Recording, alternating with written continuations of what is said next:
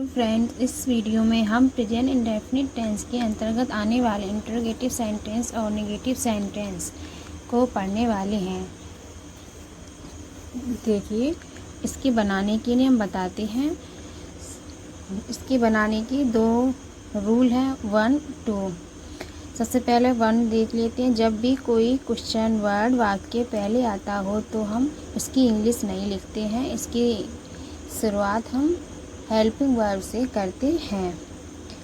दूसरा रूल है, जब भी कोई क्वेश्चन वर्ड वाक्य के बीच में आता हो तो उसकी इंग्लिश सबसे पहले लिखते हैं।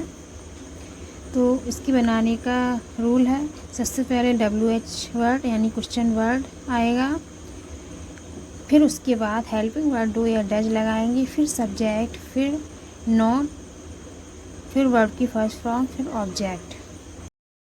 जैसे, क्या आप मेरा नाम नहीं जानती हो? तो यहाँ देखिए, क्या की इंग्लिश नहीं लिखेंगे, तो इसमें हम हेल्पिंग वर्ब डू या डज से सेंटेंस की शुरुआत करेंगे। तो यहाँ पर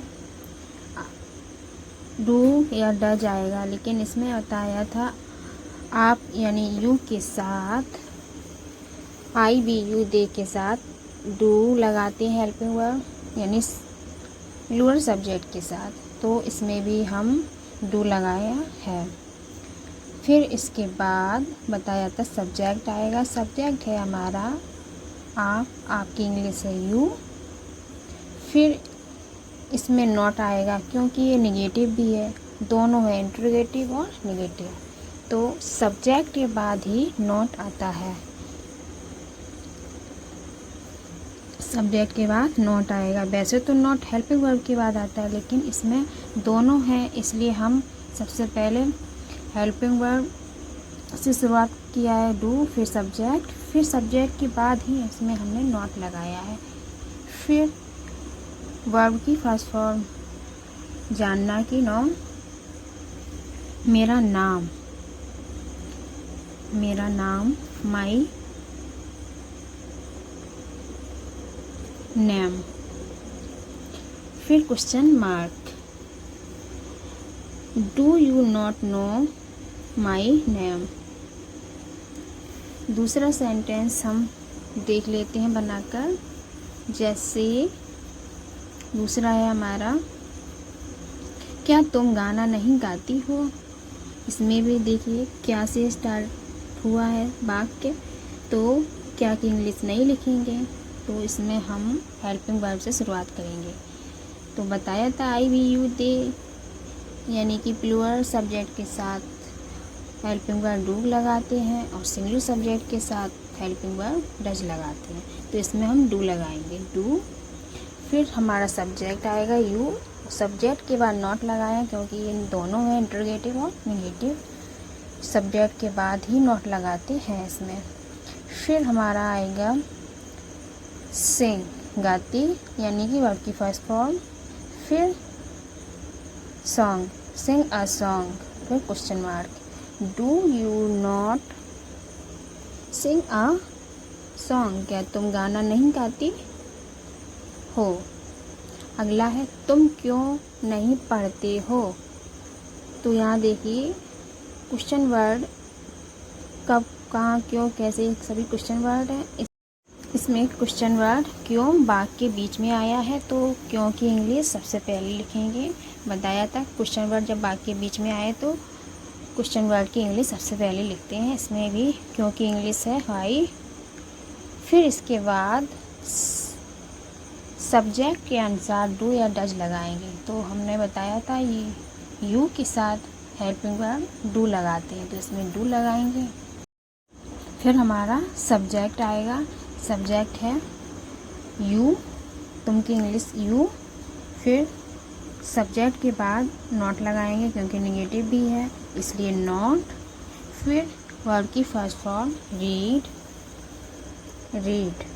फिर क्वेश्चन मार्क, तुम क्यों नहीं पढ़ते हो? Y do you not read?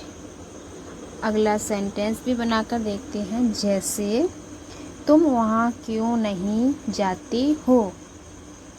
इसमें भी क्यों की इंग्लिश सबसे पहले लिखेंगे, तो वाई। फिर इसके बाद हेल्पिंग वर्ब डू लगाएंगे, डू। फिर इसके बाद हमारा सब्जेक्ट आएगा।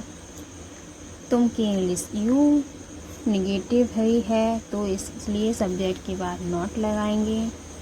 फिर उसके बाद वर्ब की फर्स्ट फॉर्म गो, टू, वहाँ की इंग्लिश देयर, देयर। फिर question mark, why do you not go to there. वह क्यों नहीं खेलता है, वह क्यों नहीं खेलता है। यहाँ देखिए क्यों वाक्य के बीच में आया, तो हमने पहले से ही बना कर रखे थे सेंटेंस ये वाला।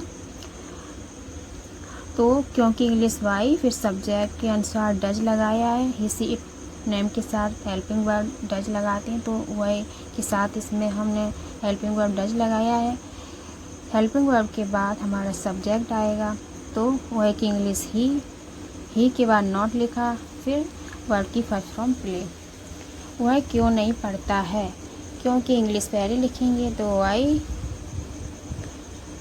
फिर इसके बाद हमारा सब्जेक्ट डज लिखते हैं, क्योंकि वह ही के साथ डज लगाते हैं। फिर इसके बाद सब्जेक्ट लिख दिया, सब्जेक्ट के बाद नॉट। फिर रीड पढ़ना। आप क्यों नहीं लिखते हो, क्योंकि इंग्लिश लिख दी सबसे पहले। फिर उसके बाद हेल्पिंग वर्ब डू, यू के साथ डू लगाते हैं। फिर सब्जेक्ट है यू, नॉट राइट। आप क्यों नहीं आते हो, क्योंकि इंग्लिश सबसे पहले लिख दी, वाई। फिर इसके बाद हेल्पिंग वर्ब डू, यू के साथ डू लगाते हैं। फिर आपकी इंग्लिश यू सब्जेक्ट है और सब्जेक्ट के बाद नॉट लिखते हैं, तो नॉट आना की कम वर्ब की फर्स्ट फॉर्म है कम। फिर question mark, why do you not come. अगला है क्या तुम स्कूल नहीं जाते हो। इसमें भी क्या से स्टार्ट है, तो हेल्पिंग वर्ब से शुरुआत करेंगे सेंटेंस की, क्या की इंग्लिश नहीं लिखेंगे, तो हेल्पिंग वर्ब डू, यू के साथ डू। फिर हमारा सब्जेक्ट है आएगा यू, तुम की इंग्लिश यू। फिर सब्जेक्ट के बाद ही नॉट। फिर वर्ब की first form go, to, school.